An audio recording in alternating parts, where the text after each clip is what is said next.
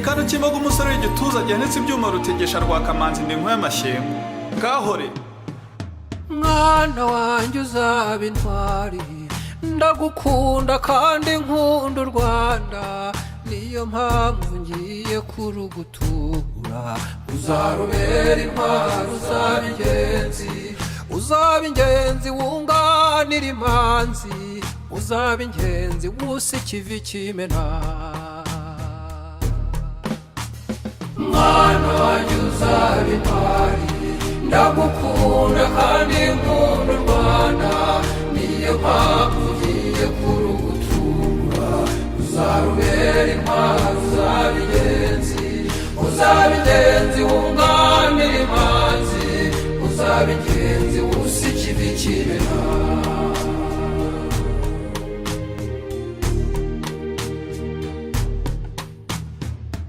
Kibondo ngiyi impano iruta izindi igihugu cyacu Imana yaduhaye tutabiyisabye tutanabihisemo twavutse dusanga turi abanyarwanda dusigasira uwo murage mwiza twahawe n'iyaduhanze dukunze ikatwifuriza ineza ikaturaga umunezero mwana wanjye saro ryanjye ntuzabogora ayo mata y'urwererane mu nkongoro y'ibwami umwami uruta abandi yaduterekeye ku ruhimbi ese naturangeze iyi mpano irenze kuririmba kuwa turukesha niwe umuhanzi mukuru n'Imana mwana wanjye uzaba intwari ndagukunda kandi nkunda u Rwanda niyo mpamvu ugiye kurugutura uzarubera intwari uzaba ingenzi wunganira imanzi uzaba ingenzi wusa ikivi kimena Ijambo ni ryawe Jean Jacques Bosco nawe urasa ku ntego nizere ko wagiye urakoze munyamakuru Aloys Simpunga urakoze nawe General Habyarimana cyangwa se Dr Habyarimana na Professeur Laurien Uwizeyimana urakoze nabumvise kandi cyanzanye muri iki kiganiro nuko giye naketse ko inyito y'iki kiganiro izaba iyindi ko yindi izaba ko kuki amahanga atatabaye ngo akumire intambara yaje uvuye Bugande muri uwo murongo naje nje twari twateganije ariko ubwo niki twari tuzi ko cyihuta noneho tukajya kunsanganya matsiko y'ukuru ariko ntibyashobotse kubera ko twangaga kugira uwo dupfukirana tumwima ijambo we iricyo uvuga bugufi nawe kuri ibyo wumvise kuri ibyo kurira bya General Habyarimana ntibyanzanye n'ibyo yenda kugira ubukana bya Professor Uwingimana hari byari byanzanye icyambere nashaka kuvuga ko ntereye inyuma uriya General Habyarimana muzi ari majoro twahuriye i Kigali muzaniye ibaruwa nkuye mu bubiri y'umugabo twagasigwa Dr Gasigwa Cyprien tunaraganira gatoya ansaba ko twazahura yenda tukaganira tukaba twanywa ikawa tukaganira umwanya ntiwaboneka yari muri Ministeri ya Jeunesse abasubiye mu gisirikare ariko bwaravuye muri gereza mu gihe yarafunzwe mu gihe cy'intambara twahuye muri 1993 no cyase muri 1993 mu kwezi kwa 10 kwa 9 ndamuzi rero Professor Laurien Uwizeyimana ntawe nzi numvise amateka ye ariko nakuri iki kiganiro cye cy'ubushize mwashyizeho agace General Habyarimana nakurikiye ibiganiro bye byinshi cyane cyane bijyana muri uriya murongo wa mpatsi bihugu kandi nakurikiye n'ibindi biganiro yagiye atanga nk'umukuru w'ishyaka ryitwa baryita ngo iki ntabwo ngibuka neza ubaza ryitwa intwari kandi nzi ko mu Busuwisi bose ndabemera nk'abantu b'ibigugu bihangaje mu bwenge ariko nanjye numvise ikiganiro cya Professor Laurien Uwizeyimana nanze ririya jambo abantu bakomeza kuvuga cyane cyane general ryo kuvuga ngo ibyo mu Rwanda byatewe na mpatsi bihugu narabyanze ndetse yongeyeho ko na Nsengiyaremye yavuze ngo abadukuye mu Rwanda n'impatsi bihugu nabyo narabyanze impamvu nabyanze nuko mpatsi bihugu yahozeho azanahoraho ariko ntabwo aho ageze hose ariko abantu bakuye imishwaro ngo igihugu cyabo bagite batihagazeho mu Rwanda ntabwo ubutegetsi bwa Habyarimana n'ubwabukurikiye n'abasirikari bihagazeho ubwo byari kuba. Twari mu Rwanda, nari mu Rwanda, narabikurikiye kubera ko ara ubutegetsi bwarimo amashyaka n'ubutegetsi bwa Habyarimana babyitwayemo nabi, babishwaniramwo, nk'uko n'ingabo nazo zabyitwayemo nabi, bamwe batsindwa bagasubira mu babatsinze, kandi icyo basezeranye bajya mu gisirikari ari ukurinda inkiko z'igihugu, atari ukujya gupfukamira ubatsinze. Ibyo rwose bihagazeho. Hanavuga ko uretse General Habyarimana, yenda nanjye ndabyemera, njye muzi ari majoro, intambara yarwanya bakamugira general ntabwo nziza ubwo, cyangwa se yarwanya intambara zo kwandika muri administration. Ntabwo ari we wenyine ntababare, hari na Rusatira, hari na Bandengeye inka, hari na Barwara kabije. Abo bose nkeka ko baribeshye, bafashe umurongo utari wo. Kabone n'ubwo General Habyarimana yigeze kuvuga mu kiganiro ati jewe ndi umusirikare w'u Rwanda, niyo mpamvu nagiye gusanga abasirikare bansinze. Bitavuze ko hari n'abandi bavuze bati twagiriwe nabi, yenda n'abari muri leta majoro bayobowe na Serubwa, cyane cyane ko mu gihe cya gisirikare abantu bakunda kuvuga ko Serubwa yababereye nabi, akabaha za rotari mu mapete, cyangwa se bagafungwa kubera ukuntu batayoboye indwano. Navuga nka Sabakunzi, navuga nka Mutambuka, nka Nkuriye kubona, ntabwo bagiye gupfukamira uwabatsinze. Kavuga ntiyenda tugiye kuri geopolitike, kuri jye ntabwo nyiha ingufu cyane ngo mvuge ngo Amerika n'abajyana no kuvuga le tandem anglo-saxon bakoze plan, baricara bajya gushaka Museveni, ashaka FPR, barwana intambara bazi ko bazayitsinda, bagera muri Congo. Ibintu byose ntabwo ari byo. Ibintu bya geopolitike, intambara ko igenda uko isura igiye igenda, niyo abantu bakoze imishyikirano nabi, abandi bafata amaturufu bakabajya hejuru. Niba se abantu yenda bashwanye mu gihugu, abandi bagaturuka aho ngaho. Intambara ntabwo ari geopolitike banditse ishushanije, bigenda uko ibintu bigenze. Ibyo mu Rwanda rero urebye mbishyira ku makosa ya diplomasi y'abari abategetsi muri politike, batamenye guhangana n'amahanga n'ibihugu ngo bari ukuntu bakwisobanura. Navuga nk'urugero rw'ora ambasaderi mu Bubiligi yitwa Ngarukintwari, ntiyabashe no kwisobanura, ku buryo haje umunyeshuri witwa Ngabo Yamahina akoraga doctora, na Haruwa niwe bamukuyeho icyo yari yabize, atashoboye no gusobanura uko intambara yagenze. Ibyo twabivuga. twari kumwe Papias, twari kumwe turi batatu turwana na Kanyarengwe kuri televiziyo y'Ababiligi, twari batatu, nari mari.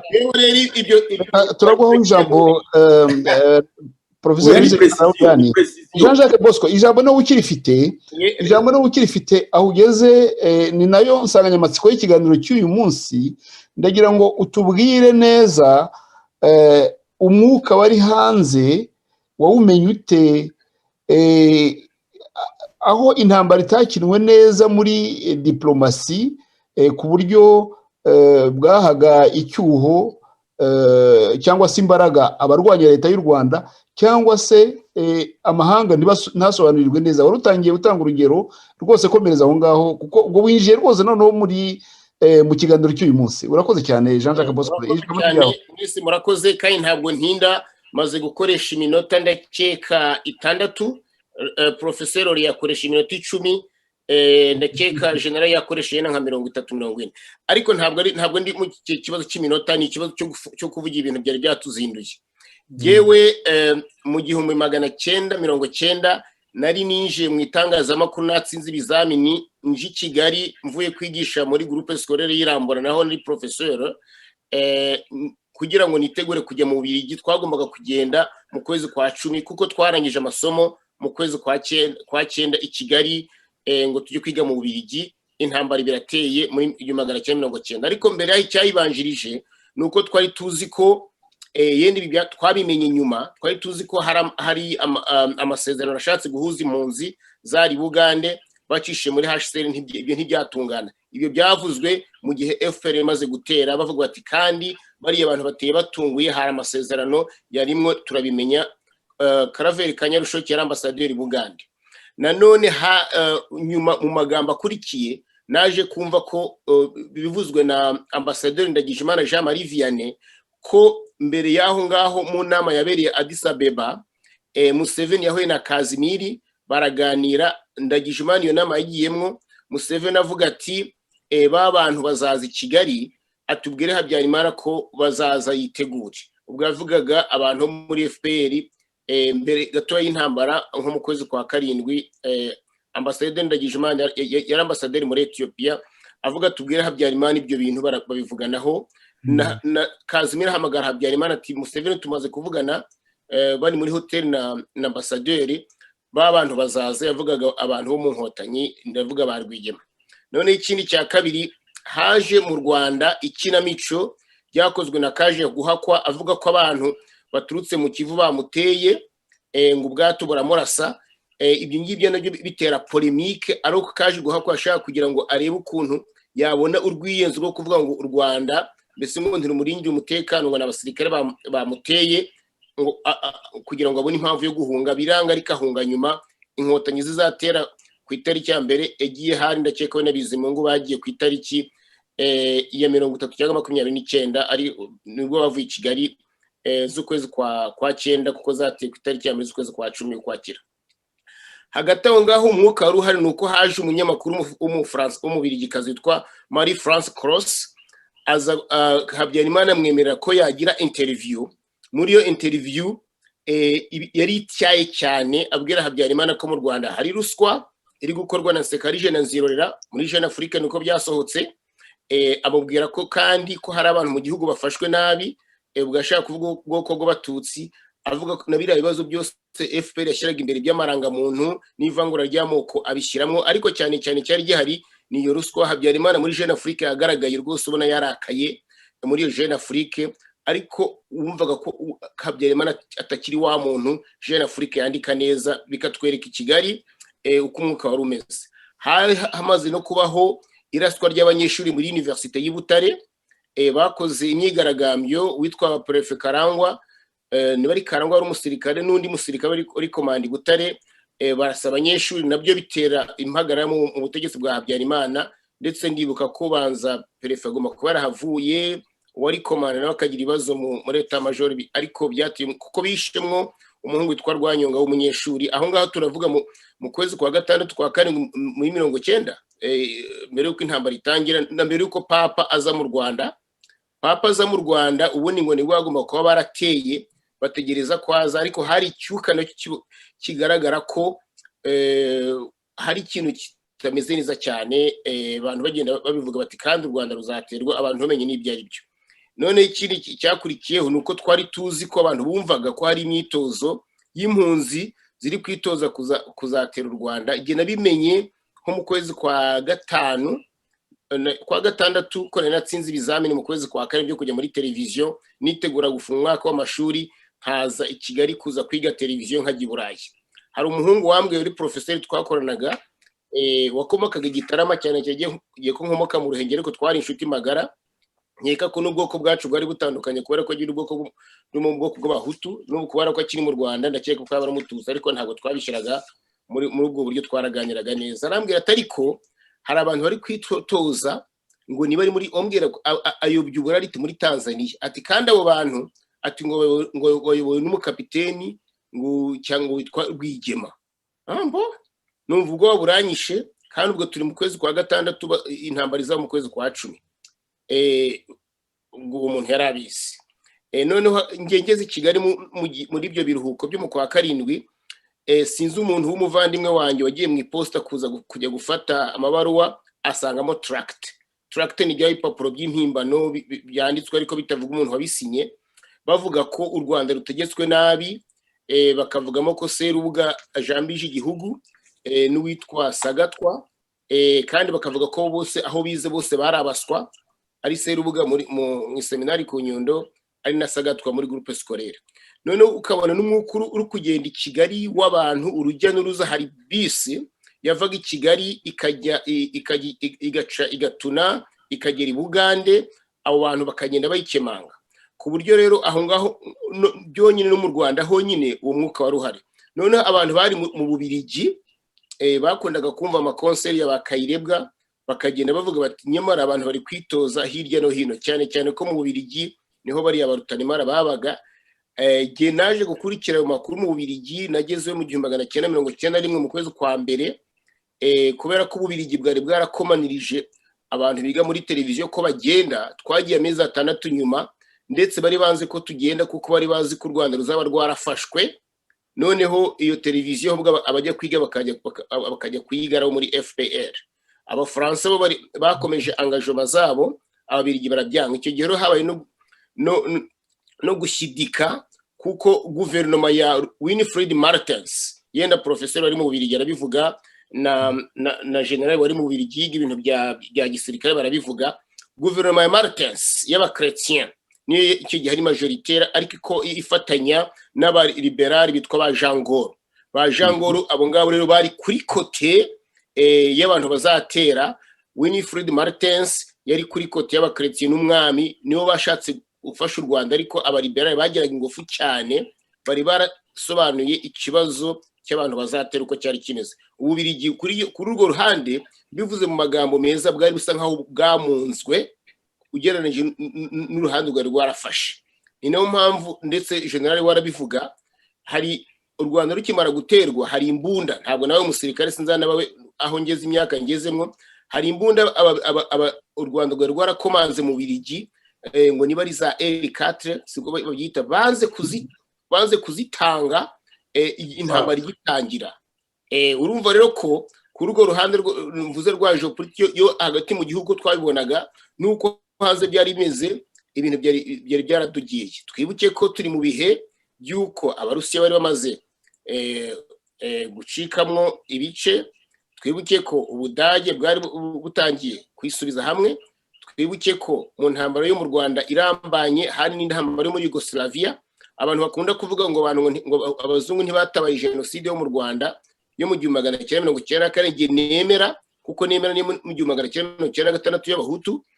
Twibuke ko hari intambara ya Kosovo, ibihugu by'i Burayi byari bishishikajwe n'ibyaberaga hariya muri former Yugoslavia, muri Yugoslavia kera kuruta uko byari bireba mu Rwanda. Niho bariya ba Madame Albright, uriya Secretary of State w'Abanyamerika ba Clinton barebaga amaso ibyo mu Rwanda kari agace gatoya. Narabyanditse no mu gitabo cyanjye utuntu tumwe na tumwe kuri icyo maze gusohora, ariko namutse mpiniye aho ngaho, cyane cyane ko maze kuvuga iminota igera kuri 9, nuko ibintu byari bimeze muri rusange rwose. Reka dukore ukurikiyeho, ndumva ari General Habyarimana Emmanuel. Ariko ari utuntu nari kongera kuri ibyo avuze ku Bubiligi, sinzi nimba natuvuga nyuma cyangwa reka uze kutuvuga nyuma. Ngubu noneho tugiye kujya dufata iminota 2 ntawongera kuyirenza, komsa ako wibagiwe karaza kugarukaho. General Emmanuel Habyarimana, nagira ngo utubwire kuri icyo kintu cy'amahanga. Uri umushakashatsi wabikozeho ubushakashatsi, hari uruhari amahanga yagize mu kugira ngo intambara irangire ari inkotanyi zitsinze. Watunyuremo muri make uburyo byagenze. Hari amahanga ya hafi ariko n'ayakure nayo ufite ibyo uyaziho, wabitubwira. Ijambo ni ryawe General Emmanuel Habyarimana. Urakoze munyamakuru, Simpunga Loise. Mu minota 2 ibyo umbwiye ntabwo nabishobora kureka abahanga mu gukora synthèse bo babikora, ariko gisi nkuko babivuze umanza ntari umuhanga muri ibyo. Ugerageze. Ariko mbere yo kujya kuri ibyo hari ibintu bitatu nagira ngo mvuge kuri ibyavuzwe bamvugaho. Icyambere ntabwo birafata 30 secondes. Icyambere professeur yavuze ati France ntiyigeze iba muri Cuba, ko ibyo mvuga ko ari ibintu bidafite ishingiro. Ndagira ngo mubwire ko intambara ya nyuma yabaye Espagne na France barwana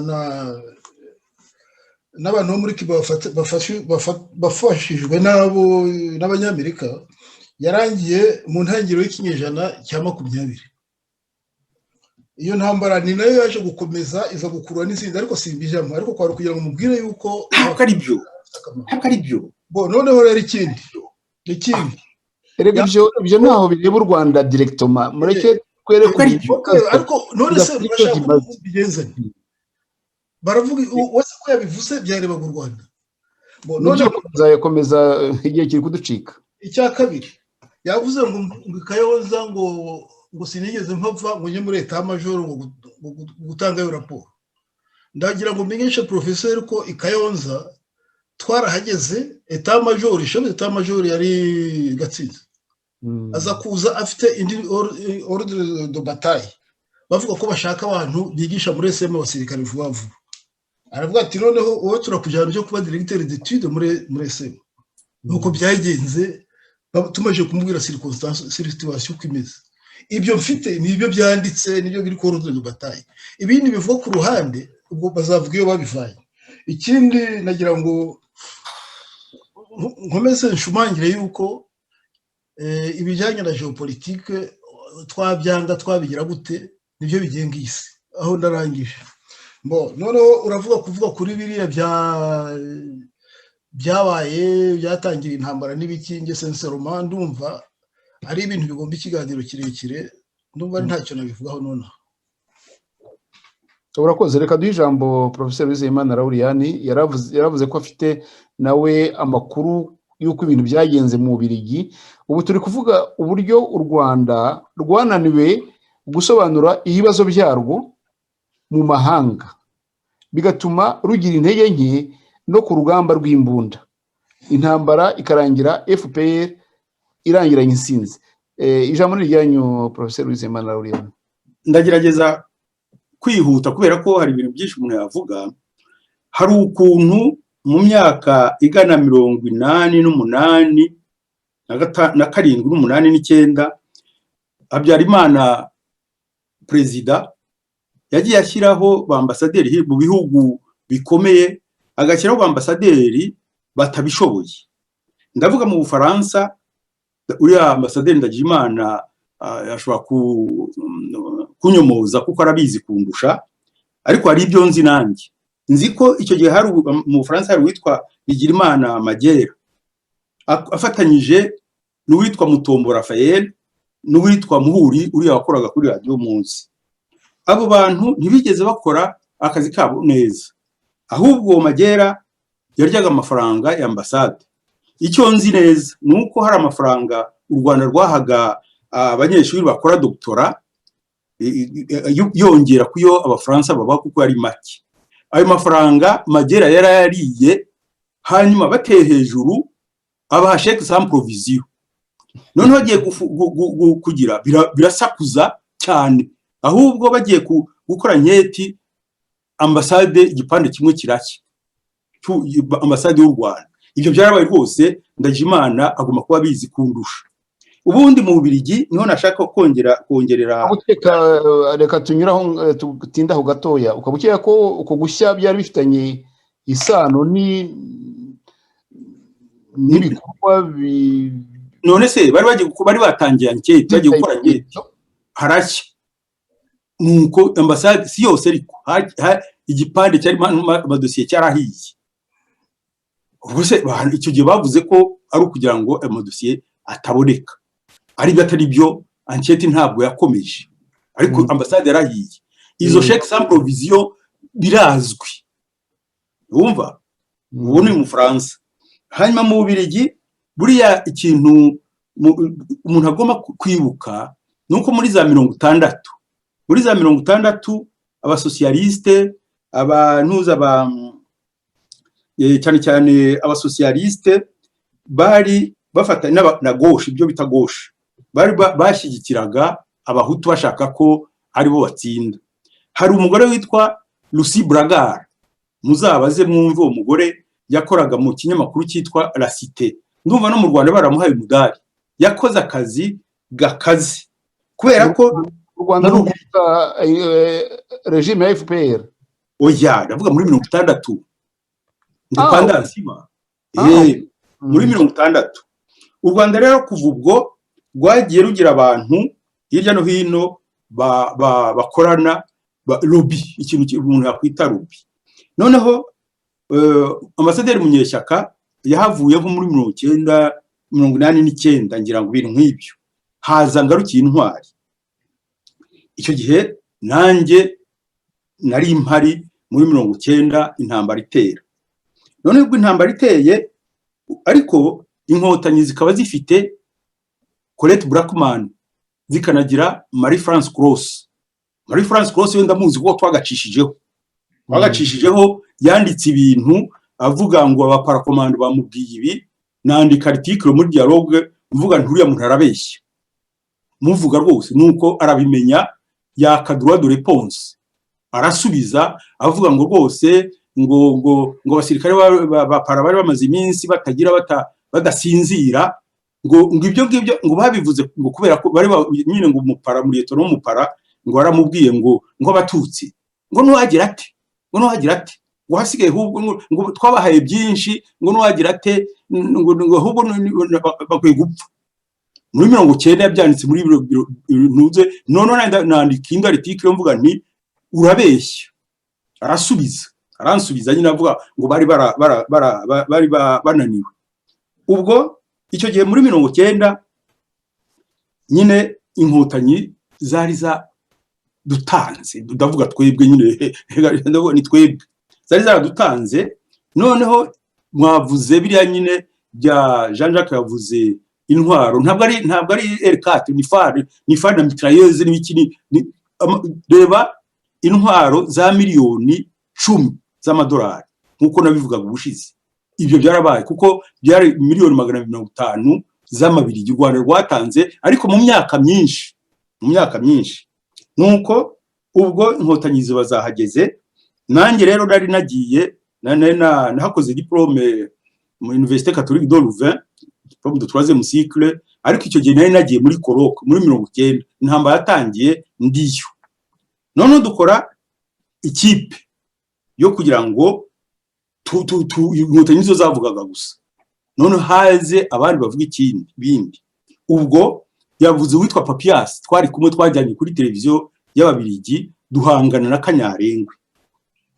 Ubwo Ngarukiye Intwari tujya kumureba, nari mu ikipe nyine tujya kumureba, tuti ambasaderi mu Bubiligi. Tamubwira tuti haguruka byacitse, inzu ihimira ku Rwanda umuriro wa tongoje. Ati nta mategeko ndabona ava i Kigali ntibarambwira ibyo ngomba gukora. Niko yadushubije rwose. Ubwo turagerageza ku buryo Kanyarengwe yaraje niwe bohereje nyine kugira ngo berekane ko n'abahutu barimo. Nuko nibwo twahanganye mu ntuze kuri televiziyo kuri TBF na Papias niwe wari porte parole kuri iyo cassette. Ahubwo mbasetere ko mbumvishe ko mu Rwanda batari bazi nabusa ibi ko ambasaderi nta kintu nabusa yakoze. Ubwo nari mfite cassette, noneho nkajya mfata ibintu byose bavuga ko RTBF byose bavuga u Rwanda ndabifata. Noneho ku itariki ya 16 ndavuga nti ndatashye, ntararangira n'incigaje nangeze byari bigeze hagati ko nari mfite ukwezi. Abone ndatashye mfata inzira ngera i Kigali. Rumva icyo gihe byari bikaze, kuvuga ku kibuga cy'indege byari intambara. Ngize Imana ngira mu mujyi nkura n'umukomando witwa Karemera, uriya waguye hariya muri gendarmerie mu Ruhengeri, ari kuri mitrailleuse kumuzaho kaye yinjiraga. Karemera ati dutahe, turataha tugiye mu Ruhengeri. Noneho ndavuga ntariko ndabona musa naho mutazi ibituvugwaho hariya hanze. Karemera ati ni bikize. Noneho ndavuga nti mfite cassette nuze, ati ngwiro tujye kuyireba. Tujyana hahandi nyine muri gendarmerie, ariko atari iri munsi ya wa musozi witwa Mubona. Barayireba n'aba ofisiye bari bahari, bati cassette ntuze wihoreye watekaga ejena agomba kuyibona. Nuko bayishyira wihoreye, arayireba ati cassette prefe agomba kuyibona. Ayijyana kwa Nzabagerageza nawe ati cassette Perezida wa Repubulika agomba kuyibona. Ijya kwa Perezida wa Repubulika, sinigeze nongera kuyibona. Ibyo urashaka kuvuga ikize birashaka kuvuga ko mu Rwanda ibyabaga hanze ntibari babizi na busa. Bari bazi ko ambasade ntacyo zakoraga kugira ngo abagomba gufata ibyemezo babe bazi ntacyo zakoraga. None se kugira ngo kaseti byanya byo bagomba gufata, kugira ngo kaseti bayijyane kwa Perezida wa Repubulika ayigumane ko ntongeye kuyibona, ni ukuvuga ko ibyabaga ntabwo bari bazi ibyo ari byo. Bari bakekaga ko intambara izarwanirwa mu Rwanda gusa, ntibamenye ko ahanini irwanirwa ahantu hanze. Muze abajournaliste Che Guevara niwe wavugaga ati umujournaliste umwe aruta amabata yangaye. Abajournaliste nta numwe wigeze avugira abanyarwanda. Kubera iki? Kubera ko Ngarukiye Intwari yaravugaga ati nta ambasaderi ngize Imana naguma nkamuba ntacyo nkoze, kuko ni inkoryi icyo nkora nditeranye. Nuko urumva kubona abanyeshuri ari bahaguruka bakajya niya n'abakoresha basi kavuga ati ni mukora ibyo cyangwa se akaba n'uburyo ibyo twajyaga i Buruseli tuvuye Louvain-la-Neuve ari twebwe n'amafaranga yacu ntawigeze donc twayatangaga mugiye kuvugira igihugu, tugiye kuvugira igihugu. Ahubwo rero musetse kubera ko nari kuri televiziyo iyo y'Ababiligi nyine muri kuri yo kaseti, ubwo ngeze mu Rwanda ubwo aho yagendagaho hose barayifata bakayikopiya, ku buryo barambwiraga ngo twakubonye kuri televiziyo y'Ababiligi. Icyo kintu nicyo cyankijije kuko nageze mu Ruhengeri nsanga baje gusaka iwanjye byacitse, bakoze amaliste y'inkotanyi nduwa kabiri. No kuvuga abantu bo mu Ruhengeri bo muri Nyakinama abari bitirira ko ari bafashe inkotanyi, abari kolere ko abako dukorana nawe bakwiragamo. Kandi uwa kabiri bari bakoze liste donc abo bikora muri universite bakora liste bayijyana mu giturage aho ngaho, nduwa kabiri mu nkotanyi. Nubwo ntasoni ubwo se muzayirwana mwe nyine muzayishobora, ndatutera amahane noneho burugumesitiri ancira aho ngaho gusinza uzi ko kugenda bagomba kugira laissez passer, avuga ngo ntuzava. Ngira Imana twateguraga igitabo kiriya les relations interethniques mwarakibonye, baduha ntuzi laissez passer, turagenda tujya hirya no hino tujya gushakisha njya iwacu muri Nyaruhengeri burugumesitiri laissez passer idashira. Nuko nashoboye kugenda none ubwo muri Nyakinama bambonye kuri iyo ntuzi bavuga ati uyu muntu yaka. Nuko iyo kaseti niyo yankijije, ubwo entre parenthèses bavuga entre parenthèses. Urumva ko niba abantu bari muri diplomasi bambasade baki ari ukujya kwiba, ari ukujya kutagira icyo ukora kugira ngo umwanya wawe utawubura. Urumva ko muri Etats-Unis hari uwitwa Uwimana ntibararoyizi ndumva araroyizi hari uwo yagerageje uko ashoboye kose arasakuza ajya hehe avuga ati inkotanyi zirimo ziragura intwaro, asakuza ajya no hino ajya mu nkuze muri departement d'etat, ku buryo muri departement d'etat burya nuko mu ntuze hari Pentagone hari departement d'etat. Muri departement d'etat ntabwo bari bashyigikiye inkotanyi mu by'ukuri, inkotanyi zashyigikiwe ku ruhande muri CIA na Pentagone nibo bazishyigikiye, kubera ko uwo Uwimana yarahagurutse arakora avuga aragira gute bisa n'ibikunda. Ariko urumva muri Etats-Unis rero byari byararangiye no wagira ute, kuko bari bahisemo gukora ibyo byantuze nyine bya biriya bakoze. Nuko aho twatsindiwe cyane ni mu Bubiligi. Uriya Martens avuga yagiye no mu Rwanda gushaka guhuza cyane Jean Ngor uwo nguwo yewe Jean Ngor rwose banavuga ko ngo afite umugore w'umututsikazi, akaba ari cyo cyatumye bantuze. Nuko ubwo urumva aho twatsindiwe muri ibyo bibihugu byo hanze naho ngaho, nuko bashyiragaho abambasaderi abo navugaga Magera na Muhuri na Mutombo bavuye muri Kongo, bose bari aba jeunesse bantuze ba MPR. Nuko ukuntu babajyanye hariya bose Muhuri, Mutombo, Magera n'abanditse bavuga le troisième diabolique nanditse nabyanditseho kugira ngo ibyo mvuga ni ibintu biri mu kirere nabyanditseho. Reka duhe Jean Jacques ijambo. Jean Jacques, hari ikintu ngewe mbona gisa naho kiri kugenda kigaragara uko turi kugenda tubiganiraho. Iyo ugereranije iyo diplomasi yakorewe icyo gihe kandi ari mu gihe cy'intambara, ngewe ituma ntekereza kuri diplomasi ikorwa na FPR, kuri iyi ngoma ya FPR ubu ngubu. Dufite abadiplomate, abambasaderi bagiye baza hano i Buruseli. Iyo ubonye ukuntu baba ari actif kugeza bitari mu nzego za leta cyane cyangwa itangazamakuru, no mu muhanda hano tugirana nayo ibibazo. Niyo habaye imyigaragambyo nta ambasaderi wa FPR atinya kuza no muri no mu bantu bigaragambya, ahubwo ugasanga inzego z'inahangaha zisa naho bigira mu bibazo.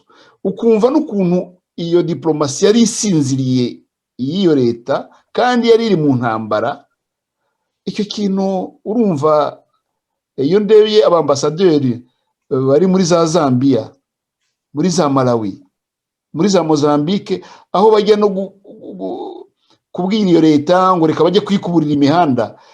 Iyo diplomasi urayigereranya ute? Nubwo wenda utari sinzi niba ufite ubuhanga muri diplomasi, ariko nzi ko uri umusesenguzi kandi wasomye cyane. Ibyo bintu ubona ko izo ntambara zombi zari guhangana, tuzi n'uruhare rwa diplomasi, intambara ya diplomasi, ko iyi mbunda yitabongera diplomasi ni handi nubwo wagira imbunda nyinshi ziruta izo muhanganye, udafite intwaro za diplomasi ntacyo ushobora gukora. Ibyo bintu ubibona ute Jean Jacques Bosco? Urakoze Simpunga, urakoze kandi nawe kugira inyongera ku byabaye uko diplomasi yitwaye mu Bubiligi. Bwana Professeur Laurier Uwizeyimana, ubundi nkunda kumwita Ntezimana kandi ni Uwizeyimana. Ntezimana akunze kumwumva ku maradiyo, ariko zina ko ari Professeur Nyakinama. Ibyo ubivuze neza, unabihaye ushyize akadomo. Ntabwo diplomasi mbi ntabwo ishobora gutuma abantu batera umutaro. Uti kubera iki? Ku byatubayeho mu Rwanda, navuze ko nabaye umwarimu, narangije amashuri yisumbuye, ngomba kuba nsa nkaho nari njijutse, mba mwarimu mu mashuri yisumbuye mbere yuko ntegereje kubona bourse. Nayo irapfa, njya muri televiziyo nikorera ibizamini nkuko nabivuze.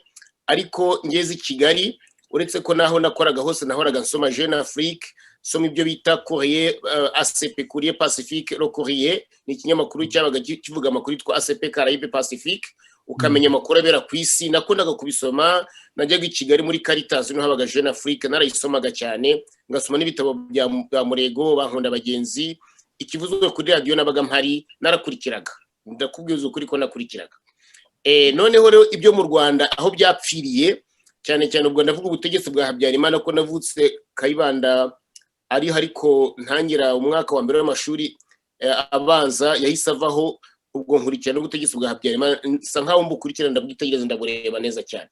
Ku ngoma ya Habyarimana dore ikintu cyakunze kuhaba, bahaga abantu imyanya kubera guhakirizwa, aho kugira ngo babikore nk'icyo bita meritocracy. Twavuze donc nyakwigendera ambasaderi Ngarukintwari François ukomoka hariya mu Bukonya muri Gatonde. Uyu nguyu yaje ngaho i Burayi mu 1960, azanye na Babirara, Berkmas, Barekayo, ba Seminega barigana. Icyo koze umwaka wa mbere ntiyagutaruka ahita ataha, nta kindi yongeye kwiga. Ariko igihe abaye ministre w'imizamukire y'abaturage, akongera kuba ministre w'ububanyi n'amahanga, mu Rwanda haje ko ugomba kuba ministre uri député, kubera ko ari iwacu mu Ruhengeri. Najyaga kubona nkabona mu maliste y'abadepite yanditswe ngo Ngarukintwari Jean François licence en sciences politiques. Ngeze mu Bubiligi bavuga ko yize umwaka umwe akubita umuzungu, baramwirukana i Liège. Urumva nk'icyo kintu nge numvaga ari licencié, nkavuga nimba licencié nanjye nzaba ministre w'ububanyi n'ibyo ntazi. Ubwo ni ikosa rya mbere ritumvikana, kandi yenda umuntu yaba bikoze ari nk'umututsi bikaba byamugora cyane. Ndavuga nk'uwitwa donc Kazare Faustin bigeze kwiyamamaza gushaka kuba depite, yandika ko ari umuhutu, ariko ari umututsi yari directeur muri Mineprisec bahise bamuhanagura kuri lisiti yo kwiyamamaza kubera icyo cyahakoze nakwita yenda cy'inkomoko icyo gihe, ariko no kwiba amadiplome byari byaha by'inkomoko. None rero ngarukira Intwari iwacu ntiyanatsinze n'amatora kubera ko ntiyabonekaga muri prefecture yabaga ari mu ngendo i Burayi. Mu gihe cy'amatora ni naho ngiye kuvuga ikibazo cy'umugabo witwa Rucagu bavuga. Rucagu agira amajwi menshi cyane arusha minisitiri wo mu Ruhengeri Nzirorera, ngarukira Intwari na nundi wari president wa Assemblée Fidèle Ntuyenabo. Rucagu barushije amajwi kugira popularité baramubloka. Rucagu bashaka kumukora kuri city ngarukira Intwari bamuha amajwi y'ubuntu nkuko ngo bayahaye na sindi ku bwabo. Ahita aba ministre aravuga abwira ati nyakubahwa president wa Repubulika ibisinga ishoboye. President aravuga ati byagaragaye ko habaye incident y'amatora, reka tukugira ambassadeur mu Bubiligi. Urumva deja nibyo byari byamunaniye byo abaturage babonye ko ari adashoboye, ariko mu mwanya wo kuba ambassadeur kubera yenda ibyo navuze hejuru byo guhakirizwa cyangwa se ubwo byumvikanye. Ubu ngo ntabwo ari gukora akazi keza, ariko ikibabaje cyane buriya abantu batajya bavuga, abantu bashima uwitwa Christophe Mfizi wategekaga itangazamakuru yitwa Orinfort, uriya wabaye directeur wa IPN. Ni nawe wisabiye akazi ko kugira ngo aze gukora mu itangazamakuru, abwiye Habyarimana ko rikora nabi bamukora muri IPN aza kutegeka itangazamakuru. Uriya yishe itangazamakuru. Navuga ko n'iriya ntambara ntacyo yayimariye kuko abarundi intambara muri 1980 abarundi bagiraga televiziyo. Iwacu nta radio televiziyo twagiraga. Uwayanze ninde? Ni Mfizi Christophe avuga ko niza ngo izakoraho Habyarimana. Ndibuka ko witwa Maniraguha Jacques yari major yatubwiye ko we n'uwitwa Nsabimana Deogratias n'umubirigi bashatse gukora televiziyo privé. Mfizi Habyarimana arabemerera. Mfizi amubwira ko ahubwo abo bantu iyo radio izamukoraho bazamukorera coup d'etat, arabyanga arabasinyurira. Ni Maniraguha bitubwiye Jacques. Ibyo bivuze ko intambara yateye tutagera televiziyo. Abantu bajyaga gufata amashusho ku rugamba abazungu bakayabona, nababaga ari kuri ruhande rwa FPR. Nta makuru yagaragaraga turutse ku ruhande rw'u Rwanda, ariko bita cinema photo kafataga utuntu tw'utu video no kujya yenda Habyarimana yagiye yatashi imishinga akaba ari two yenda utwo bakatubika natwo bakazajya batwereka mu makomine kuri za ikaba bakoresha amavideo. Icyo uvuze nacyo ni ikintu abantu bakwiye gutekerezaho cyane.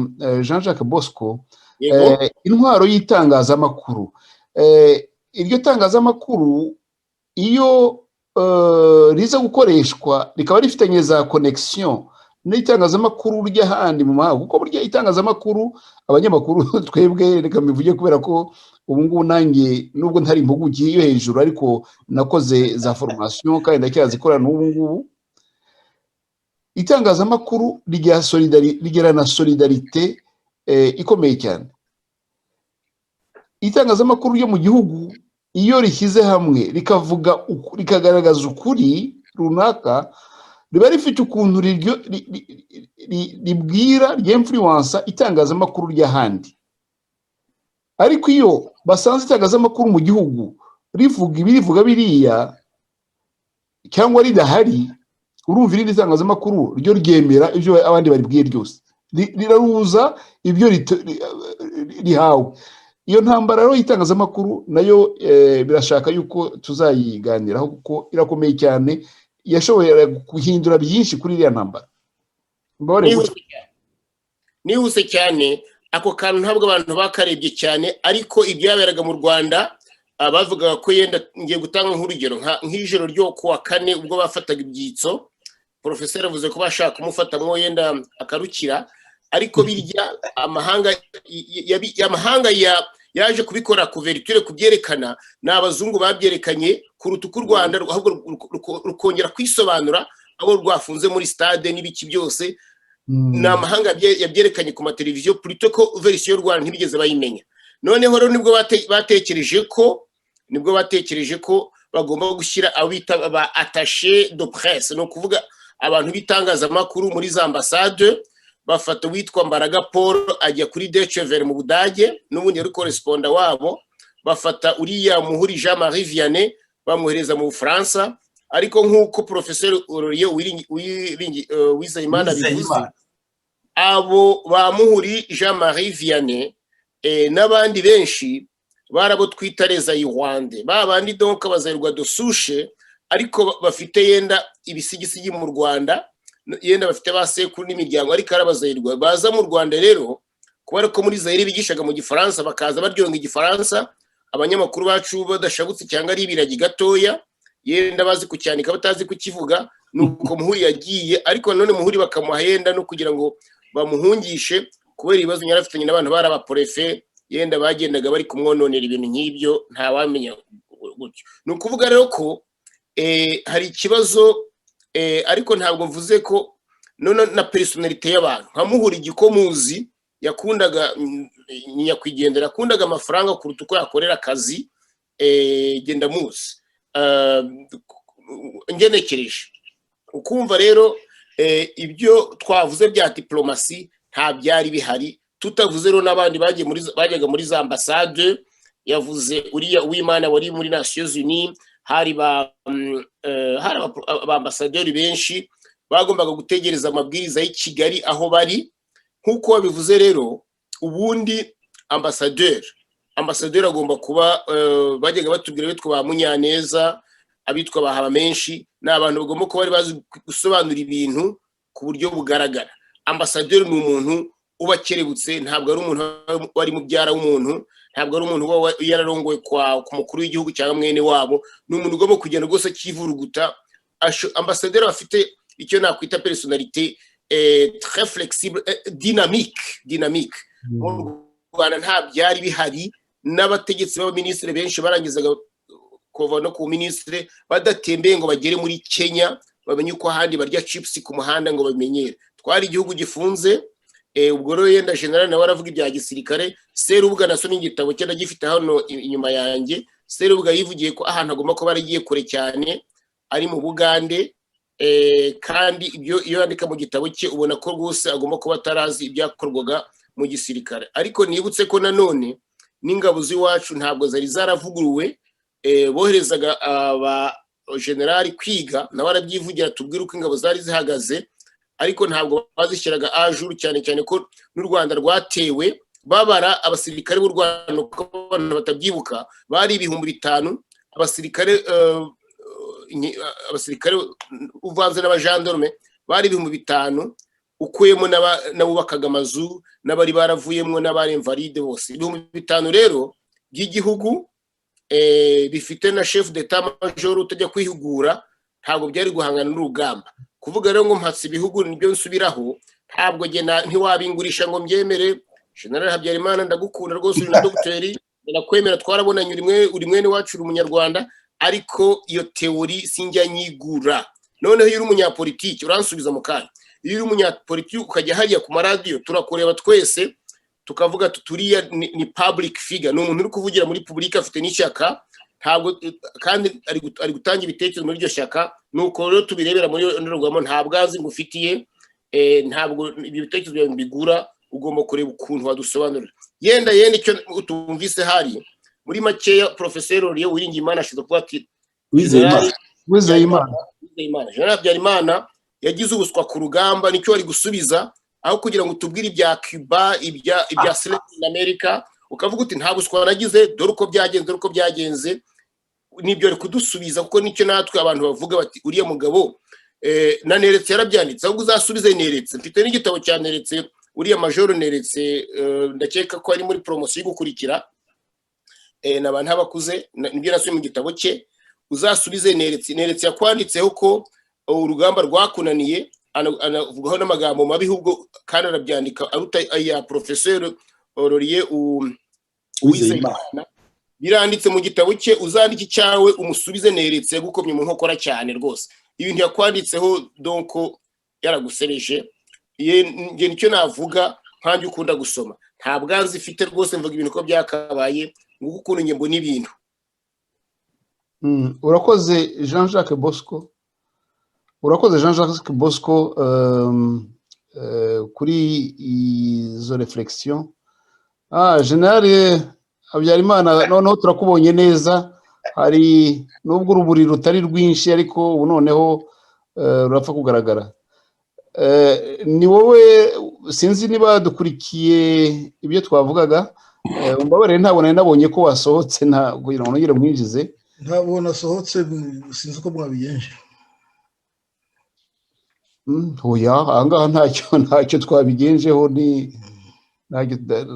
ntacyo twabikozeho rwose. Ahubwo wasohotse kuko iyo udasohoka ntabwo uba wongeye kwinjira.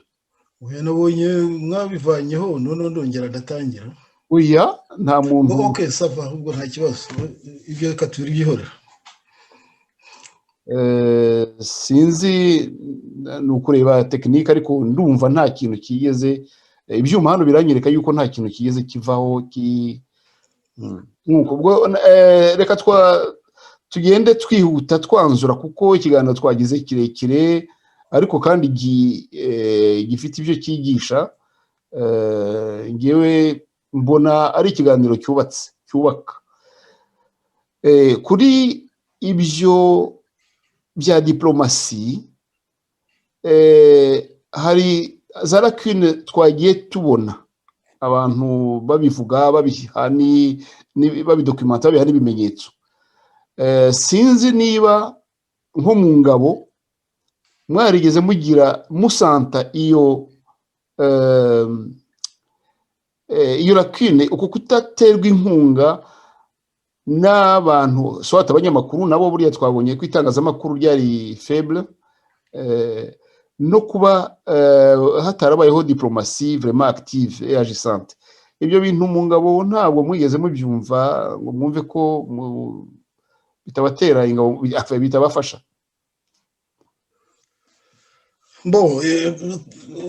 Kugira ngo mvuge ukuri, iyo ubuyobozi bw'igihugu bwo hejuru butameze neza, ubucamanza ntibumera neza, itangazamakuru ntirimera neza, yewe n'iby'ingabo ntibimera neza. Donc ngewe niko mbibona, kandi ubuyobozi bwo hejuru bumera nabi kubera impamvu nyinshi. Hari impamvu mwagiye muvuga, n'abantu benshi bagiye bavuga bya mediocrité y'abariho, uko bagiyeho nuko batoranya babafasha. Hari n'impamvu zijyanye n'amateka zituma abantu bagera ku butegetsi bakabugira baba batari competent.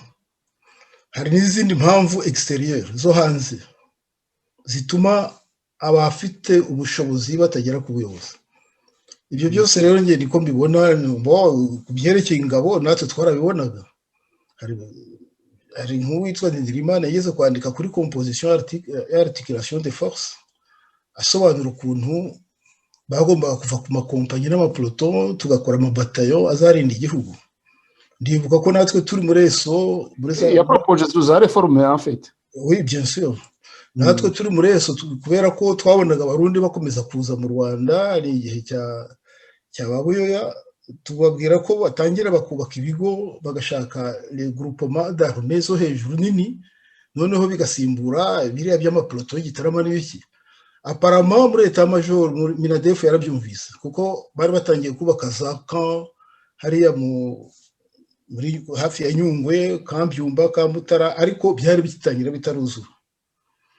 Noneho ariko kandi bikagira abantu babifrena kubera ko la médiocrité kuri niveau ya za commandement, ariko aho ni ibyo byose ni lié ku butegetsi bwo hejuru. Ariko abasirikare dans les périmètres za raporo twarabyandikaga, si twe twenyine, byaterwa naho muri. Ndibuka ko turi muri ESO twabivugaga, turi muri batayo commando twarabivugaga. Numvaga bari kuvuga ngo bavuga ko ngo baneretse, bavuze yuko ngo nari mfite incapacité, neretse nawe turavugana, niba atabimbwira cyangwa tubivugane nayo moza ntabivuge akajya kubibwira abandi, ubwo icyo ni ikindi kibazo. Ariko ubundi nzi ko officier yarabyanditse hehe, biri mu gitabo cye ndagifite hano, reka nze nkikwereke la grandeur de la donc kanze mbikwereke. Generale Emmanuel, ibyo ngibyo igitabo cy'ubwo nambwira yabyo nzagisoma nta kibazo. Uvuze ikintu gikomeye ngira ngo tubwire bariya basirikari nzi ko hari bamwe nyine bafashe barabajyana barafunga. Iri muri kino gitabo donc cyitwa Grandeur et décadence des forces armées rwandaises, Emmanuel Neretse. Bon, ok, de toute façon hari ibyo mwavuze biri kwilisitira ibindi kuvuga. Abo tubanye muri iki kiganiro bagiye babivuga umwe ku buryo bwe undi ku buryo bwe. Bagiye bivugira ukuntu bashyiragaho ba ambasaderi badashobotse. Bagiye bivugira ukuntu mu butegetsi mu Rwanda badashobotse. Ninde wabashyiragaho? Iyo niho ikibazo fondamentale kiri. Ikibazo fondamentale cyatumye u Rwanda rubukora uruku si umuntu runaka. General Habyarimana Emmanuel ukira mu gisirikare. Burya ese ibyo bintu byaba bifitanye isano n'ukuntu bagiye bafata abasirikare b'abofisiye bamwe nkawe ndumva wowe abandi nawe hari witwa Kanamugire nawe menya nawe bari reka nkubwire tujya muri ibyo bafunze le 27 Octobre nari kuri front ngeze mu munyururu nasanzemo abasirikare b'abofisiye barenga 20 kandi bose bari ku mapeti ari hejuru ya kapiteni. Navugamo nk'abandi bwamo bavugaga nkuriye kubona Sabakunzi, Major Mutambuka, Wihoreye, Major Ngira, Komanda Komanda Kambanda, Komanda Munyagatanga, Komanda Muhirwa w'Ibutare, Komanda Bagambiki wo ku Kibuye, Komanda Kanamugiro mwavugaga n'abandi benshi. Noneho ubwo byari bihuye no kutumvikana nabo bayobozi kubera iyo attitude yabo. Bon, en fait, izo mpamvu n'ubu ndacyazibona mu bantu harimo n'aba turi kuvugana. Izo mpamvu ko ari ukuntu byari bishingiye ahanini kuvangura no ku bintu byerekeranye n'inzangano hagati y'abantu ku giti cyabo n'amashari n'ibindi byose. Ariko zari impamvu zariye n'igihugu kuko urambajije uti uvuze nka mediocrité mu gisirikare. Njya muri SM nagiye muri 74 nsanga hari promotion ya 13 irangiza. Umuntu wa mbere wa promotion yitwaga Bikorimana w'Igitaramo. Uwa kabiri yari yari umunyagitaramo Ntakimana. Bagiye gutanga amapeti abo ngabo ntayo babahaye. Noneho umuntu umwe araza arambwira aratubwira nako twari benshi ati dore barahungu b'Igitaramo rwose wa mbere no wa kabiri ntibabonye amapeti. Twebwe ntabwo twabyumvaga neza ariko icyadutangazaga nuko twari twabasanze aho wararangije tubona Bikorimana wari umuntu w'officier elegant. Twagiye tubyumva nyuma. N'urugero nguhaye komsa.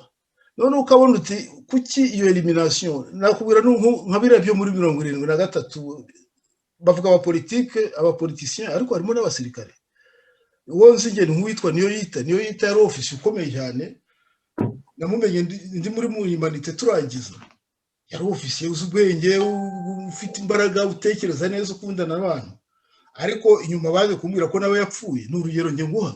Noneho rero na mbere byabaye General Emmanuel Habyarimana unzagutumire mu kindi kiganiro rwose kuko icyo kintu bizasaba ko abanyarwanda bazacyumva neza ko ingabo zabo zari zifite ibyuho zifite ububabare n'umuhungu hirya hino bishobora kuba byanze bikunze byaragize ingaruka no ku rugamba.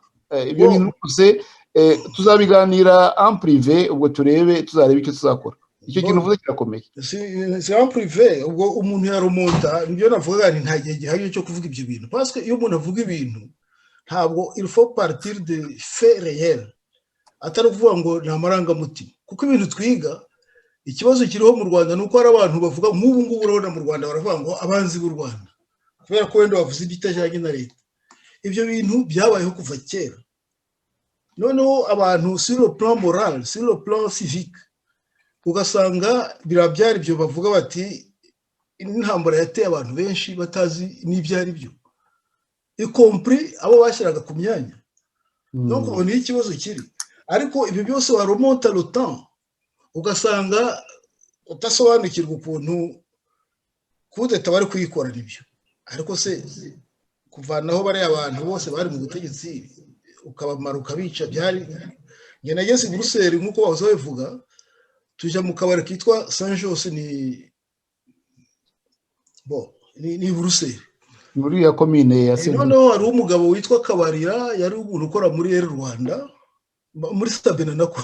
muri Sabena aratuganiriza aratubwira ati buriya rega mwadukoreye akazi keza ati cyo nkundira Perezida Habyarimana ati ni umuntu wadukoreye akazi neza twebwe rero tukumva ari umuntu wo muri Sabena w'umunyarwanda tukagira ngo ibyo agiye kuvuga wenda ko akora akazi keza kuzamura igihugu mu buhinzi n'ibiki gutaha imishinga tuwe ati buriya tuvaniyeho ati MDR atatuvaniraho n'abaparmehutu uhereye kuri Kayibanda ati rero ati urugamba twararutsinze n'urugero nguha ibyo twarabyanditse mu maraporo arahari ariko ubu byandikiye nk'uko byahoze bivugwa ntabisome ntabyiteho ahubwo akavuga ati uriya ni umwanzi w'u Rwanda ati ibyo bintu avuga bikuye n'urugero gusa hari izindi nyinshi nk'izo nagiye numva n'abandi bavuga rero nkabukeka ko ikibazo cy'u Rwanda gishaka ko abantu bakiga nta marangamutima bavugisha ukuri kandi bibwira ko bakiga nk'abanyarwanda paswe mu gihe hari umunyarwanda wibwira ko ngo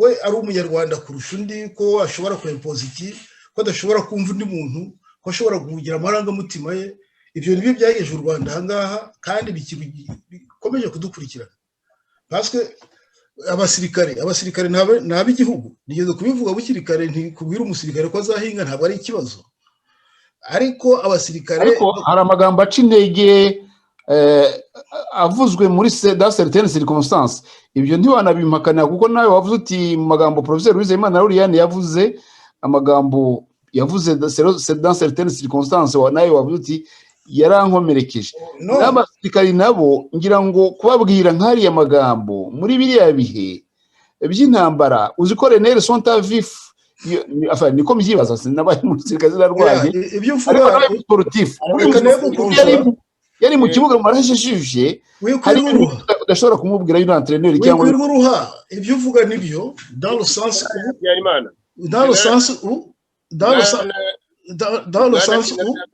gusabye ijambo ntabwo ari gutanga amagambo hano Jean Jacques Bosco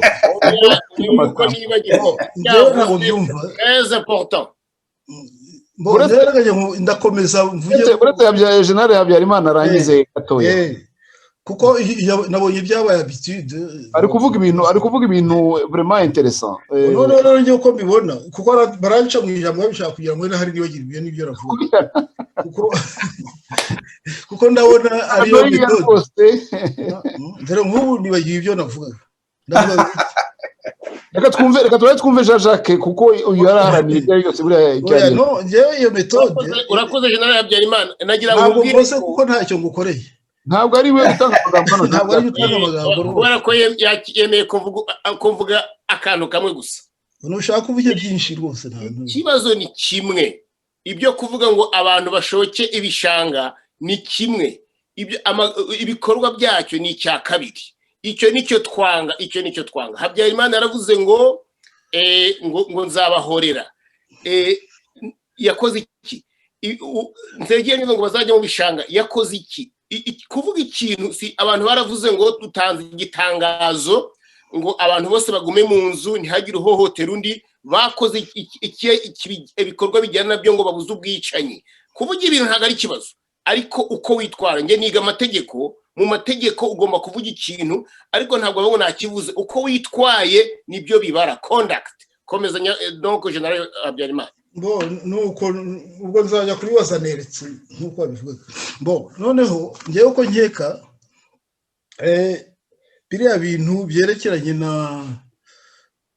n'amagambo abantu bakavuga bati aba n'aba deja ni amateka y'u Rwanda bakaba bataba nabi ibyo bavuga ntabwo ari byo bati niba ari urivuze iki n'iki si cyo ibyo ngibyo ndabivuga ko nabibonye ni amasomo nabonye ku giti cyanjye iyo ni sosiyete General Habyarimana iyo ni sosiyete nta n'umubiri niko bimeze n'ahandi noneho wambwiraga uti gushoka ibishanga bigira abantu icyo njye nakubwira ni uko ufite rezo uko wabivugaga kuko ibyo ugomba kubibwira abantu babaye eduqué sur le plan civique kandi babona ibintu byiza inaha mu Busuwisi hondi aba serivisi militaire ni ikintu obligatoire n'abasirikare bashaka kuba officier obligatoire ni uri imyaka 2 ariko iyo uroye ukuntu ubuzima bwabo uko baho benshi abari abahinzi abakora mu bishanga bagira gute baje bakaba abakoroneri bakaba officier bakavuga ati ariko dukomeye ku bishanga byacu bagaruka bakabikora niko babaformiye ariko mu Rwanda iyo bivuze uko banga umuntu aje mu gishanga uretse nabo basoda n'aba officier bategeka n'abanyapolitiki twese twita twumva ko ari bibi kubasubiza ku isuka twumva ko ari bibi nka isuka rimwe donc urumva ni formation niko twaremwe niko twayivuriwe nta kundi ariko ubundi nta kibi kirimo noneho rero ikibazo nuko bikurura izindi ngaruka rero biba bibaye bibi ntabwo biba bibaye bibi mureke dusoze iki kiganiro biba bibaye bibi kubera ko ari bibi biba bibaye bibi kubera ko abantu bashaka kubyita bibi niyo mpamvu nyine umuntu yagombye kwitwararika mu byo avuga ari ikintu Jean Jacques avuze ati gushyira ibintu mu bikorwa yego kuvuga ati ni kimwe no gushyira ibintu mu bikorwa ni ikindi none se buriya wabivuze premier ministre ko yavuga ati ni amasezerano yarusha n'abaplike niko bizagenda yari kubishyira mu bikorwa ryari. Murakoze cyane kuba mwitabiriye ubutumire bwa Radio Urumuri, tuganiriye byinshi kandi byagiye bizamura n'ibindi tuzaganira n'ubutaha. Nicyo kintu bashimiye rwose, bigaragara ko mutari abatumirwa basanzwe, muri abatumirwa bafite byinshi muzamura, kuko muzi byinshi, mwabaye byinshi, mwashatse, mwakoze ubushakashatsi. Nkaba ngira ngo kuri icyo kintu cyane cyane cy'amahanga, nzi ko ari ikintu kinini cyane nk'uko General Habyarimana Emmanuel yigeze kubivuga, ni ikintu umuntu yavugaho byinshi, ariko navuga ko rwose twabishakaho umwanzuro. Rero mwana wutanze rwose muvuga ko u Rwanda rwagize intege nke. None se umwanzuro twabiha ni uwuhe? Cyane cyane ko twageze hanze, ahangaha twageze hanze mu mahanga, bamwe bahunze, abandi bahunga mbere, abandi bahunga nyuma, abandi basubira inyuma barakimirana basubira mu gihugu, kugira ngo noneho iyo diplomasi izagororwe. Mushyire mutu niba twayita diplomasi, sinzi ko twaba tukita diplomasi, ariko kugira ngo abanyarwanda bari hanze batange isura nziza, bo ubwabo bayihe n'igihugu cyabo, kugira ngo bariya bari mu gihugu babe isura yabo yajya hasi y'abandi bari mu mahanga, binyuze muri diplomasi, mu mibanire y'abanyamahanga. Iyo diplomasi ese irashoboka? Ese iyo kintu kirashoboka? Ese twakitwaramo gute hano hanze iyo diplomasi kugira ngo tuyikosore? Dusoza rwose, reka mpe buri wese ijambo, hanyuma dusezeraneho. Reka duhere kuri Professor Uwizeyimana, rero ndumva ari umaze umwanya utavuga, nabonaga arimo kwihinduranya ku ntebe, arimo oya, nta kibazo, kuko icyangombwa nuko ibintu tubivuga tukabivugira ahabona, umuntu adahisha, atabeshya, niyo cyangombwa. naho ubundi kuri ibyo uvuga, erega unese ubu ngubu ko mbona utagihumeka, buri gihe uri kuri wicaye buri muri ibyo bya radio, ikindi ni cyese uri murerekana nubwo ari abanyarwanda ubwira hanini, ariko ibyo nabyo bituma bamenya uko ibintu bimeze, uko byifashe hariya hanze mu makuru, noneho bakaba bavuga bati reka umuntu yakora iki. Ubu se uratekereza ko bitaribo bihinduka? Uratekereza se ko abanyarwanda batabifitemo uruhare? Yego n'abariya b'i Kigali barica, ariko rero iyo bishe abantu baravuga hirya no hino. Ndakeka ko mu bushobozi buke abanyarwanda bari hanze bafite, ndumva bakora uko bashoboye ubundi kandi bakaba banashobora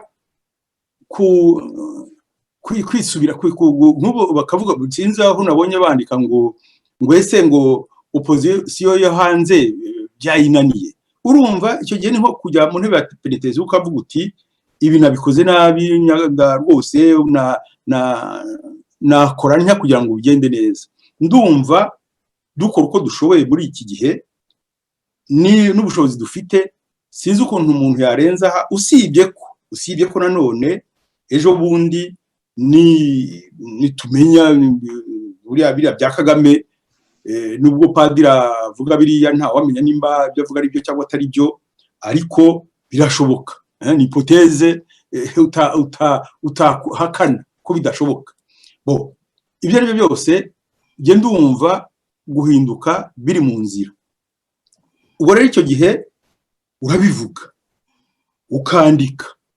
ukandikira uriya niba hagize ikintu kibaye ukandika nka uriya mu Mediapart hano mu Faransa nari ngiye kumwandikira uriya plenere mubwira n'ibyo uvuga si byo hanyuma uwo byarebaga aravuga ati uretse ndetse ariko nari kubikora nawe kandi mu mwanya wawe uba ufite ibyo ukora buriya Jean Jacques asohoye igitabo ntabwo nakibonye usibye ko nawe yavuze ko atabogama aho ngaho ngo ntubogama ntawe utabogama bakora ko nari gafite Jacques ukavuga ntawe utabogama ubwo niba asohoye igitabo harimo amakuru menshi kandi wumvise ko hari ayazi koko menshi cyane ibyo byose ni ukumenyekanisha ukuntu abanyarwanda bari hanze bameze kandi ko bashaka gusubira mu gihugu cyabo ndumva jewe tutarenza ibyo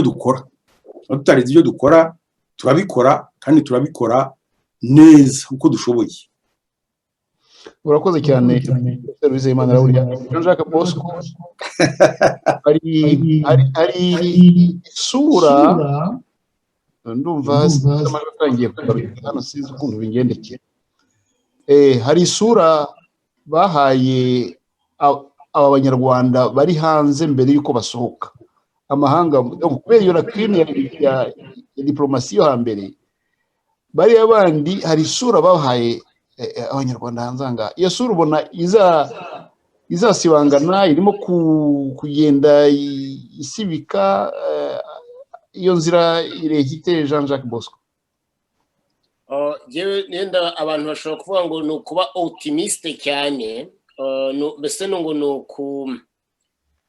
kwemera ibintu ukabyumva uko ubyemeye njye numviye sura yararangiye njye bigeze kuvuga ko nateguye ubwicanyi nkanabushyira mu bikorwa nk'abandi mu bantu magana babukoze hano banyuma ubwenegihugu muri Canada ndabiburanira ndabitsinda mbona ubwenegihugu nemye ariko byaramuhaye igihe nk'ubwo navuga ko iyo biza kuba ari mu bihe bya kera nari guhumagira birushijeho urwo n'urugero ntanze ikindi cya kabiri nkavuga nti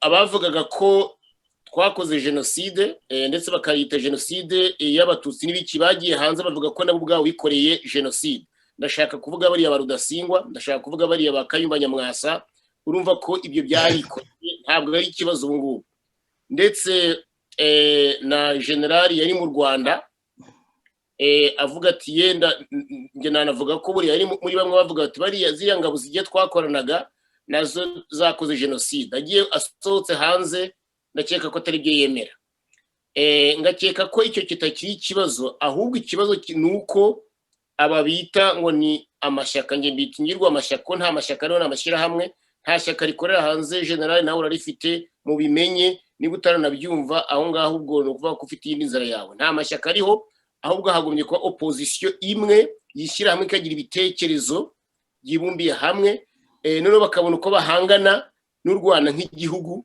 aho kugira ngo bagende bafite utwo tuntu twabo n'uduki twose impamvu mbitangira n'ingero ni uko igihe cyose generale Habyarimana mu ishyaka rye niwe uvuga wenyine nta wundi uza ngo avugire ishyaka rye ni ukuvuga ko iryo shyaka nkeka ko genda rishobora kuba ari ryiwe n'inshuti ze nk'ebyiri ariko bakavuga aho ngaho ntabwo ngo uteye ibuye naritera babahunga naritera bariya bicanyi ba Kayumba, yenda kubera ko Kayumba nkunda kumuvuga cyane, wowe kugeza ubu nta bantu nzi wishe, ariko yenda bafatanije n'abicanyi ari aba mbere n'aba kabiri, ariko nabyo ntabwo nabihamye n'ukugenekereza. Icyo mwe muri mu mashyaka ndagutumye mwari mwarabitangiye. Habyarimana yavuze ngo amarangamutima tuyabike. Amarangamutima iyo bintu rwose kugira ngo wagombye ko wabyumvise General rwose ufite ishyaka ugomba kwemera icyo bita rwose. Iyo umuntu akuvuze nabi ahubwo arabyishimira ukavuga uti mbonye kanya ko simpa amaradiyo azampa urubuga nkisobanura cyane. Nk'ubu nakunze cyane mbikuye ku mutima ko mu kwisobanura kwawe naje gusanga ko muri gereza bafungira ubusa kuko baba barabafunguye nta n'urubanza mugize, harimo abandi ba ofisiye 20. Icyo gihugu gifunze aba ofisiye 20 se umuntu wese ava amaraso uvuyemo se uzanabafasha aho ngaho. Nanone abantu bakavuga ati nubwo bwose General Habyarimana asigaranye n'abatsinze ariko nayo bamufungiye ubusa ni nk'abandi bwana. Nanone bakavuga ati ariko none bashobora guhitamo ubundi buryo yenda bakabivamo byose bagire n'icyo bijandikamo n'urugero ntanze. Noneho rero hanze professeur yabivuze ni ukwandika. Nk'ubuge ntegereje ko General Habyarimana azandika igitabo akatubwira ati nanjye ndi mu Rwanda dore uko nabonye FPR ikora n'uku nguku.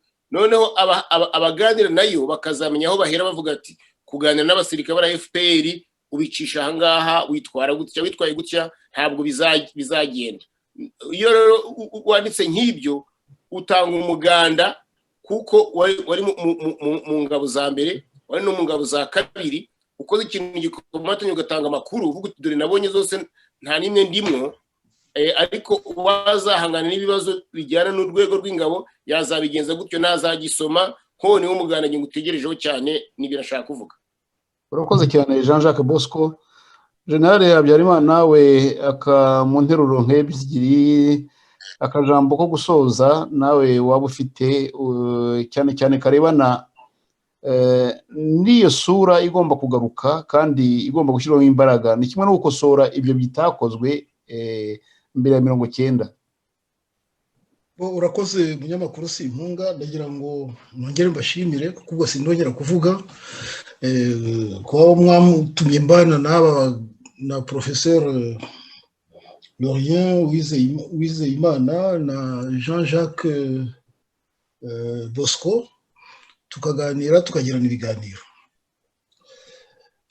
ndetse nkagerageza no kuvuga ibitaranshimishije bitari byo mu kiganiro cya Professeur Laurien Uwizeyimana. Wa mugani wa Bosco nanjye nkunda kuvuga Ntezimana, iryo zina sinzi igituma dukunda kurivuga, umanza ari uko we twamwumvishe kenshi kandi aboneka mu bintu pratique byo hanze, alors que Professeur we Uwizeyimana c'est un académicien universitaire, birumvikana ko tutaba uri kubabona kimwe. Nkaba mbashimira rero kuba twaganiriye uyu munsi.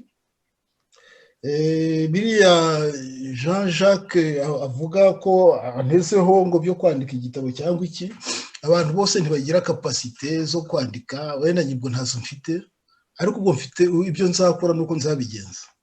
Hari n'ibyo wakoze ariko giwe nzi na conference. Noneho kubyerekeranye nuko bari kuvuga ibibazo byakemuka nkuko babidusabaga, ngewe ndasindavuga nkuko babivuga ngo ndi mu yindi nzira. Nge ndibwira yuko ariko bitavuze ku byo bavuze bifite ishingiro, ariko ngewe mbibona ukundi ikibazo cy'u Rwanda n'ibibazo bizitiye abanyarwanda mbibona ukundi, kandi uburyo bwo kubikemura mbibona ukundi, ntabwo mbibona nk'uko bamaze kubivuga, uretse ko n'ibyo bavuze nabyo ce sont des propositions za hypothèses ntacyo zitwaye. Rero ikibazo cy'u Rwanda ni ikibazo gikomeye cyane gishingiye ku mateka, nubwo nyavuga bakavuga ngo niyo mporamo, ni ikibazo gishingiye ku mateka, ni ikibazo gishingiye ku nyito z'ibyabaye mu Rwanda no kugira ngo abantu babyumvikaneho babyemeranyeho.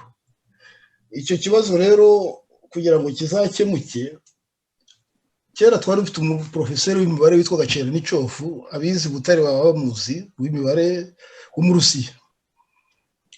icyo gihe iyo twakoraga nko kwiga une fonction abantu bose barabizi, wizimanite wese arabizi, umanza gushaka domaine de définition kugira ngo l'univers igisubizo kizaba ari cyo cyemewe. N'ibibazo by'u Rwanda rero byanze bikunze twabishaka tutabishaka, ntabwo solution y'ikibazo cy'u Rwanda izava ku banyarwanda bonyine cyangwa ku Rwanda rwonyine, izaboneka dans un univers régional au moins niba ari ntoya. Aha ngaruka kuri bya diplomasi bakomeje kuvuga ko igomba kuba active, ni ukuvuga hakabaho contact y'abashinzwe ibibazo runaka by'u Rwanda bashaka kugira ngo bateze u Rwanda imbere, bakamenya ko bagomba byanze bikunze kuvugana n'abandi bo mu karere, ibihugu byo mu karere, u Burundi, Tanzania, Uganda, RDC, bagashaka ukuntu un cadre de concertation yo gukemura ibyo bibazo.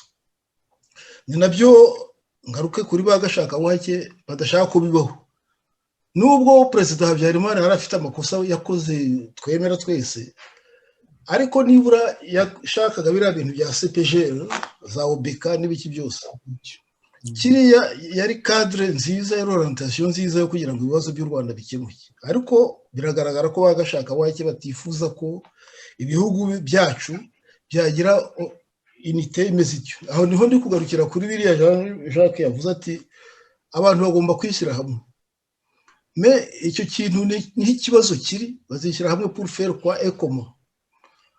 Gero nkabona yuko ibyo twakora byose tugomba gushyira imbaraga nyinshi aho, tukareba ko twashaka abantu bo mu bihugu duhana imbibi, bo muri Afurika n'abandi, tukaganira ku bibazo tukabyumvikanaho, tukamenya ko gashaka buhake cyazatinya n'Uburaya. Turi Buraya muri Europe, ubona ko abanyamerika buri gihe batifuza ko Union Européenne yagira ni politique de défense, yagira ibiki, buri gihe bashaka kubisenya kuko bazi ko bibayeho puissance américaine ntabwo yabikirutiye ina, ariko kubera ko ari disperse na za ambassade 500 muri Afurika iki byose, alors ko abanyamerika bafite ambassade ya bimwe ibihugu 53 plus de 50 en tout cas, avec 9 millions de kilomètres carrés. Abinaha ugasanga ari disperse. Iyo tumara iyo strategy bayikoresha no muri Afurika ndetse no mu gihugu, buri gihugu bagashyiramo ibintu bya division. Nge nibwira ko ari ibyo twakwikonsantraho cyane, abantu bagaterana bakigakoma, ariko nimutumaje gukemura na division ziri wacu n'ibintu bitandukanye abantu biri wacu hariya mu Rwanda bwaho. Nge nuko mbibona, naho ibindi tuzaza dukora bamugani buri umuntu akora ibye undi akora ibye, ariko ntacyo bizatugezaho ku Rwanda, ntabwo ruzakemura ikibazo cy'u Rwanda rwonyine, byo ntibishoboka. Nanjye niko mbyumva. Reka mbashimire rero bavandimwe kuba ikiganiro cyahindutse igitaramo ariko nabyo biba bigomba ibitekerezo, nta n'agatekerezo na kamwe twatanze hano kadafite akamaro, n'interuro imwe yose yari ifite akamaro, yari ifite icyo yunguye abadukurikiye. nkabangiraho ngo mbashimire rwose uyu mwanya mwahaye Radio Urumuri, ngira nti n'ubundi muzisange mu gihe icyo ari cyo cyose muzaba mufite igitekerezo mushaka gutambutsa hano, duha umwanya buri wese, kandi tuzi ko mwese muri isoko ngari ya byinshi abanyarwanda bakeneye kumenya, niyo mpamvu tuzabagarukaho. Murakoze rero General Emmanuel Habyarimana, mugire umugoroba mwiza n'ijoro ryiza aho ngaho iwanyu mu misozi. Professeur Uwizeyimana Lauriane namwe aho i Toulouse, mukomeze kandi Imana ibarinde COVID-19. Nawe Jean Jacques Bosco, mwebwe ubu ngubu muracyari mu munsi, ntabwo burahumana, ugubwe neza kandi Imana iguhe umugisha mu byo ukora byose. Ubwo naho gutaha mwese uramuke abandi, ariko na Jean Jacques Bosco nawe iki gihe 10:30 ngira ngo nawe nakubwira ngo muramuke. Sawa rero naho gutaha, Imana ibahe umugisha. Mukomere nawe. mwana wanjye aho uzajya uba uri hose ujye wibuka ko nawe uhamagariwe kuba intwari. Ubutwari twese buratureba, ntibikiri iby'abayobozi b'igihugu bonyine cyangwa ingabo zikirinda. Nawe muganga b'intwari uvura abantu, mwarimu nawe urera uzirikana cyane ko ari wowe mushumba w'intwari z'urwejo. Niba uri umuhanzi w'indirimbo izakubera inzira y'ubutwari, niba uri umukinnyi w'umupira izakubera inzira y'ubutwari, wowe mworozi nawe muhinzi izakubera inzira y'ubutwari, wowe usudira nawe mukanishi izakubera inzira y'ubutwari, padiri furere n'umubikira izakubera inzira y'ubutwari, pasitoro porofete na shehe izakubera inzira y'ubutwari, wowe ushinzwe isuku n'isukura izakubera inzira y'ubutwari, wowe utwara abantu mu muhanda izakubera inzira y'ubutwari,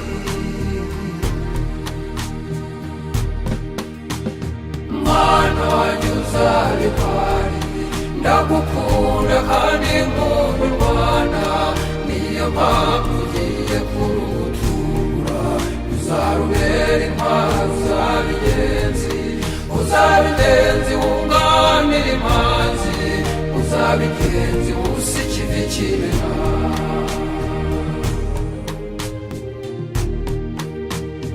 Mwana wanjye uzaba intwari, ndagukunda kandi nkunda u Rwanda, niyo mpamvu ugiye kurugutura. Uzarubera intwari, uzaba ingenzi, uzaba ingenzi wunganira imanzi, uzaba ingenzi wusa ikivi kibera. Mwana wanjye uzaba intwari, ndagukunda kandi nkunda u Rwanda, niyo mpamvu ugiye kurugutura. Uzarubera intwari, uzaba ingenzi, uzaba ingenzi wunganira